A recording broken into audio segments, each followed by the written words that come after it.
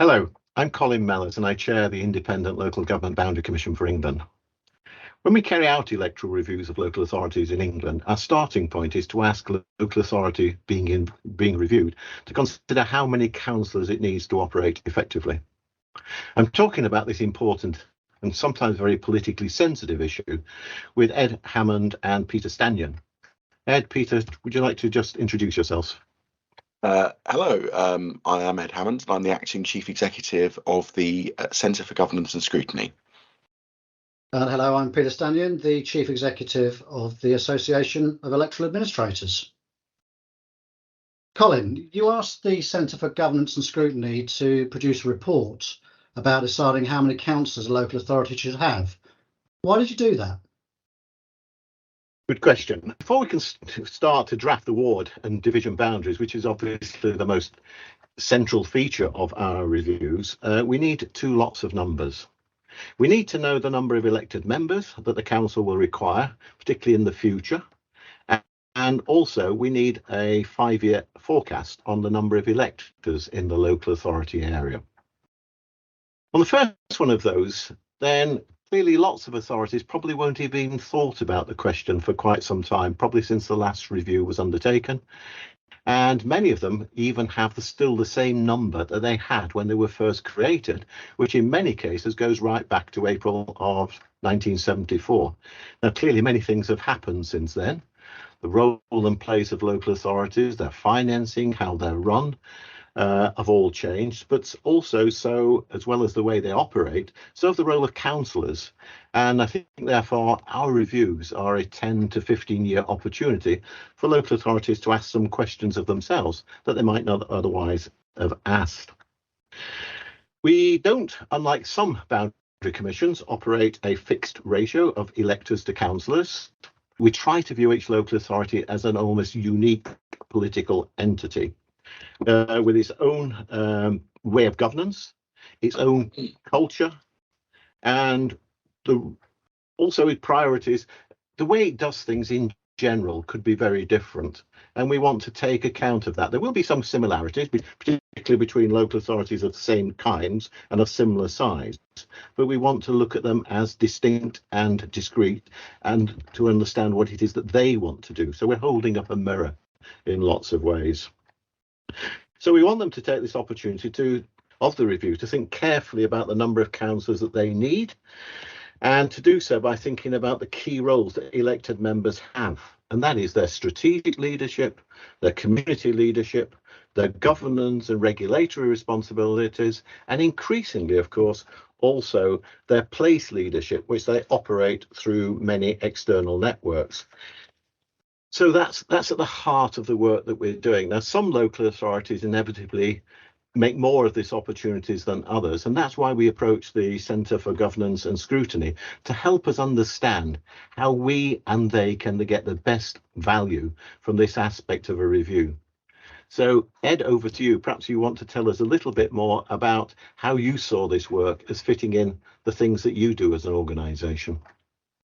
Yes, thanks, Colin. So we're a charity whose work focuses on governance, scrutiny and accountability across the public sector and private sector. But obviously we do quite a lot of work in and around local government, and democratic representation is therefore really important to us as an organisation. We're keen to explore how councillors, councils and the wider democratic environment at the local level can be effectively supported.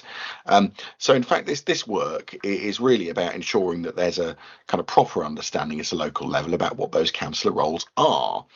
Because with a clear understanding about what councillor roles are, we're better able to determine what the right sort of number and profile of councillors in a local area might be, because there are a number of different roles and responsibilities. They're sort of many and varied, and ultimately, the better we understand those roles, the better we're able to ensure that electoral boundaries are set in a way that makes those roles deliverable.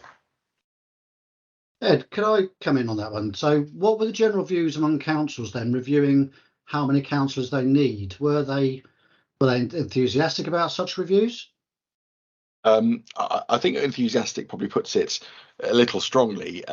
I think councils and councillors sort of recognise that this is a process that they need to go through, but there wasn't always a sense about how, how can we make this a process that works for us? How can we wring the most value out of this overall? So the focus of many councils in doing this work sort of inevitably ends up being the numbers, and it's often about how many fewer councillors can we live with, or in a slightly more neutral sense, what kind of change feels sustainable. And I think what this research highlights is the opportunity to use the electoral review exercise to have a slightly broader conversation about council roles and responsibilities.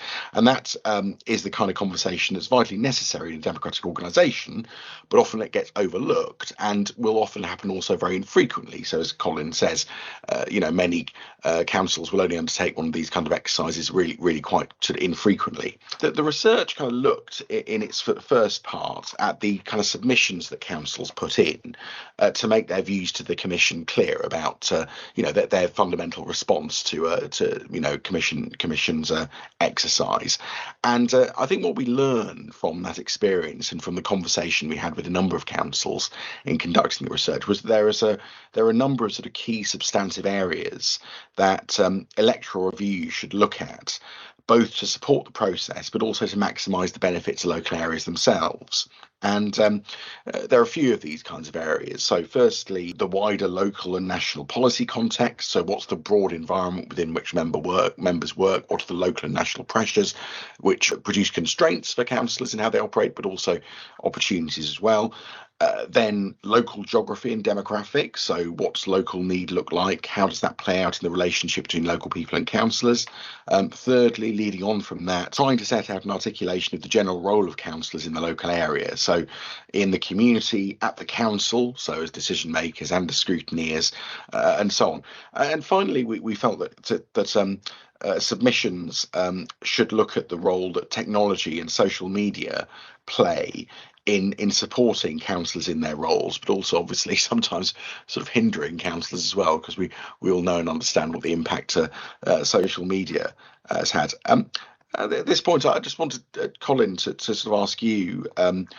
We know that you're at the Commission are talking to around sort of 50 odd councils at any one time about these kinds of issues. What's your perspective on how they handle these kinds of discussions on councillor numbers? As you might expect, Ed, they obviously vary quite a bit, largely influenced by both their appetite of the question, their interest in looking at possibilities of change, and frankly also their capacity to do this kind of work. Local authorities are under a lot of stretch at the moment, and we're aware of that, and especially during the pandemic we were very sensitive to working with local authorities so that we kept reviews going but did not distract from what was obviously very, very core work for them.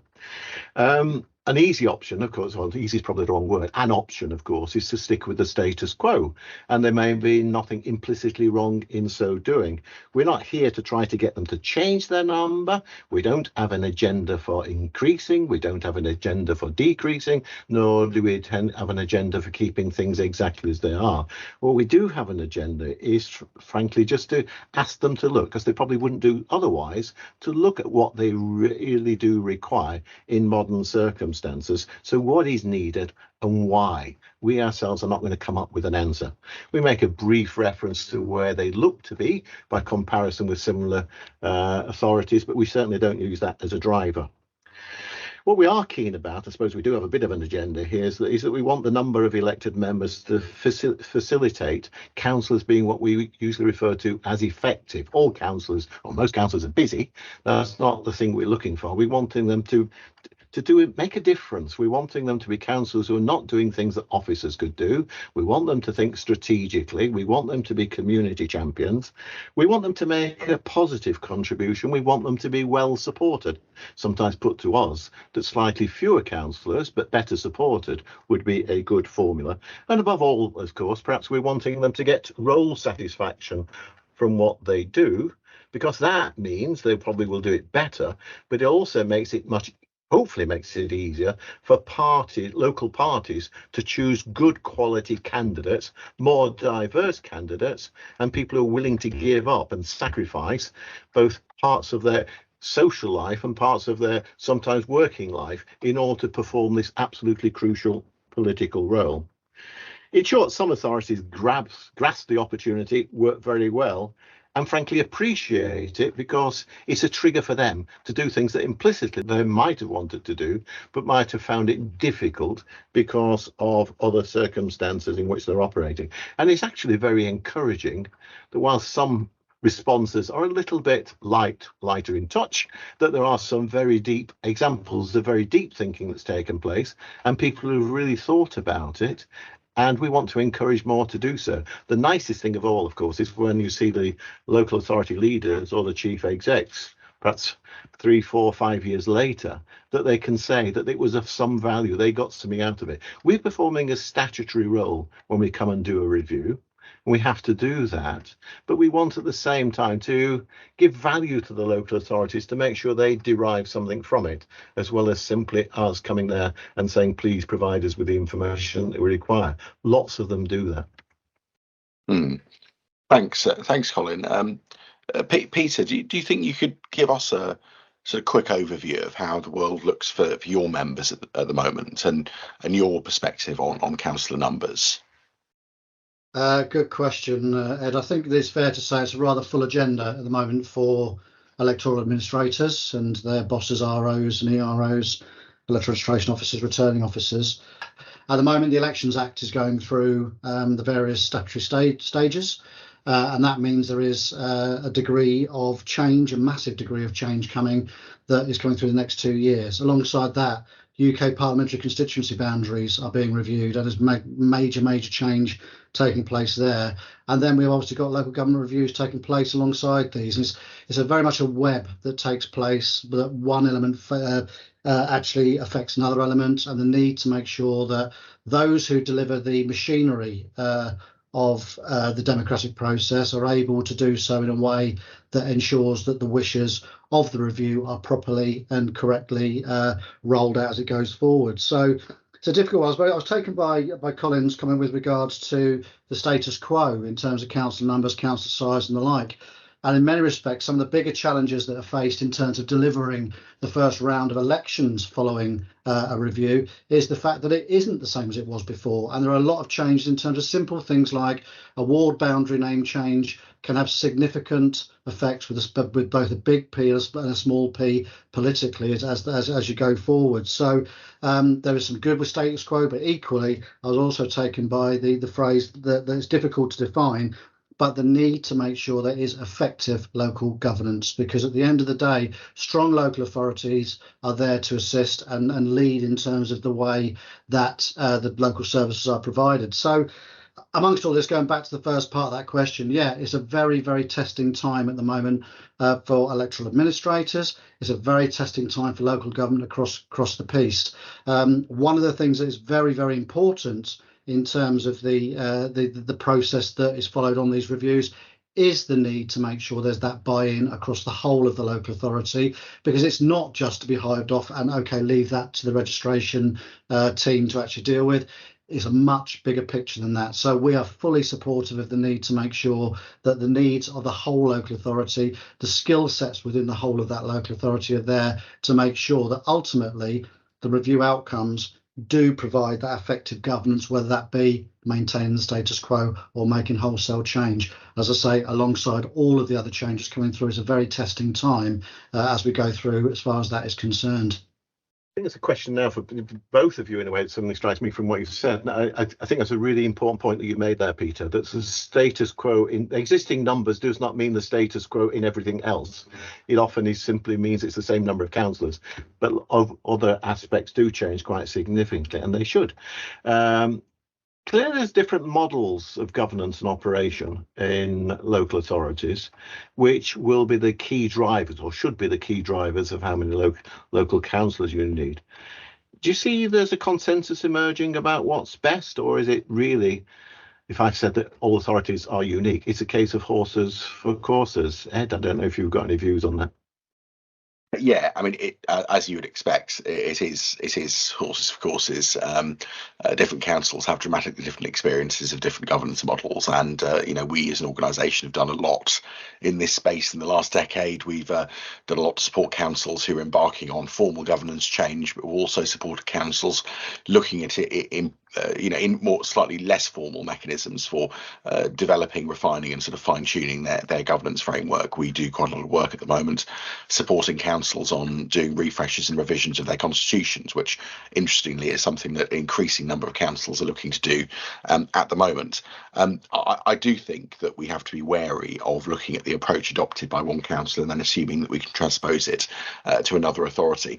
I think that produces challenges for pieces of research like this, because really what we're doing here is we're trying to produce a framework of sorts which is going to have equal salience to all councils, and you're never going to get something which perfectly rings home to everybody. I think what we've tried to do is to sort of identify some common themes in respect of some of the critical issues and say to people, here's a blueprint for a method which we think you can use to consider those themes. It's likely that you will come out with different outcomes from council to council, and I think councils, even though obviously people will have different experiences, I don't think that means that councils shouldn't look to others to understand the various options that are available, to understand the different approaches that their neighbours and other councils further afield have adopted for governance. It's not just about saying, being arbitrary about this, that leader cabinet governance demands approach X and committee governance demands approach Y. Within those two sort of monolithic options, there are a huge spectrum of different choices that councils can make about the level of delegation, about the nature of policy development and decision making, which throw up a variety of different roles, responsibilities and opportunities for councillors. And it's only really by fully understanding what those different roles are and exactly how governance practically works, as well as how it says it works in the Constitution, that you can get to a solution that says, this is what councils in this area do, this is what the governance framework looks like in principle and in practice, and here is the kind of support that councillors need in order to carry out their role, and this is how many of them they need to be present in order for that role to be carried out effectively. Sure, any views? Yeah, I follow on. I just echo really what Ed has said. I think it certainly my view is it is horses for courses. I don't think actually laying down this is the way that local governance should take place. It's not one size fits all. From a personal perspective, I've worked in both a two-tier system and in London in a unitary system, and the challenges faced by the different authorities I've worked for are completely different. Even within the two authorities I work for in London, different challenges, different approaches. One was a mayoral model, one was actually the standard leader model. So I think it very much depends on what does the local area require. The changes in geography and demographics and challenges, everything needs to be taken into the mix in terms of identifying then what is the best form of governance available to suit the local needs as it goes forward. And sometimes there may be ideas to actually lay down a scheme that says this is the best way to do that. Often that isn't the case, but listening to the local people, those who are there in that community, marrying those up against the good value, the good practice from elsewhere, and coming out with actually what is effectively a hybrid model that comes through to what that individual local authority area actually requires. So absolutely support everything Ed has said in terms of that. Very much a horses for courses approach, I would suggest, despite the fact then that gives a difference of opinion across the country in the way things are actually delivered. So, Colin, Ed, I've got a question for you actually. So it's probably the humdinger. Why should people read this report? What are they actually going to get out of it? Colin, can I start with you? Got an academic background, so therefore I think it's really, really interesting. It's a very, very good piece of work. So that's my starter for 10. I mean, essentially, we commissioned the research primarily to help us understand what worked and what didn't work when we were trying to encourage local authorities to think about this, often, as I say, very tricky issue. We ourselves provide a structured framework in which we encourage people to respond to our views, to our requests. Some do it to find it more easier than others. And essentially what we were looking for from Ed and his colleagues was to see what the factors were that made for better responses. One of the very, very key ones was about early and high level engagement by both political and chief officer in the review, because they, in a sense, they give the they give the credence to the activity for others, people they work with. If they will take it seriously, then their colleagues take it seriously. And the research, which was based both upon quantitative and qualitative analysis of the reviews that we've undertaken over the past nearly 10 years now, I think it gives us a valuable insight into what are the triggers for people thinking about this important question. And as I say, some, a surprisingly positive and high number, do see this, whilst it causes a bit of extra work, it's a bit of a distraction when they are doing other things, really is an important building block. Fair elections and these kind of issues are the critical building blocks of local governance and local democracy. So getting that understanding is really important to us, and we think we understand it better now. We also want to help local authorities. I've spent my academic life persuading my students not to copy from each other. I spend a lot of my role in this job persuading people to copy from each other, not slavishly do it, but to learn from each other what works, what doesn't work, and particularly, though it's a bit early at this moment sometimes, is that as some of Ed's work looks back and said, well, these were your aspirations for change. Did they achieve what you wanted to? Sometimes they do so more than others. Sometimes they've done it almost indirectly, not by the change itself, but what that induced and has caused in other things. So those were the motivators. And as I say, it's a very clear, very easy to access the work, and also it is evidence-based, which of course we always enjoy doing. Peter, can I throw that question back at you as well? And what do you think your members might get out of it?